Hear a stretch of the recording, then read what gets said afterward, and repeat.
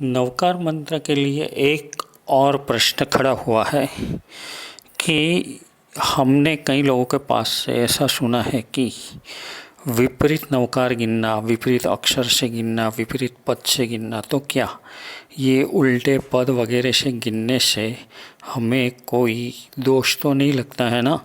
क्योंकि ऐसा उल्टा गिनना वो हमको डर लगता है। और दूसरी बात कि जब यदि उल्टा गिनते हैं तो जो संख्यावर्त है उसमें भी उल्टा क्रम लेने का है या उसमें भी सीधा ही क्रम चलाना है? तो इसका जवाब यह है कि विपरीत अक्षर, विपरीत पद और विपरीत नवकार। विपरीत अक्षर का मतलब यह है कि नमो जब बोलते हैं तो मो न ऐसा बोलना वो विपरीत अक्षर हो गया।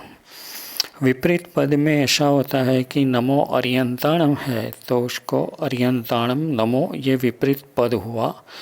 और विपरीत नवकार यानी कि सबसे पहले नवमा पद बोलने का, बाद में आठवां, बाद में सातवां, इस तरह से सबसे पहला पद अंत में बोलना ये विपरीत नवकार है। तो ये सब जो गिनने का बताया है वो शास्त्र में ही बताया है, शास्त्रीय है।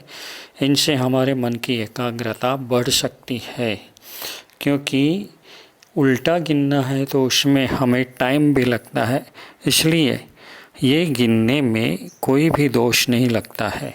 अच्छा, ये गिनते हैं उस वक्त अगर हम संख्यावर्त से, नंद्यावर्त से या तो हृदय कमल से हम गिनेंगे तो भी उसमें हमें कोई क्रम का फेरफार संख्यावर्त में, नंदावर्त में या तो हृदय कमल में करने का नहीं है।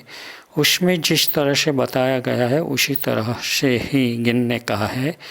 मात्र नवकार मंत्र को उनके जो शब्द है, अक्षर है, पद है और पूरा नवकार है उनको ही उल्टी रीत से गिनने का है। वो भी गिनने का एकाग्रता को प्राप्त करने के लिए है। एकाग्रता आने से बहुत सारे कर्मों की निर्जरा हो सकती है, क्योंकि हमारा मन उसके अंदर ही जुड़ा रहता है।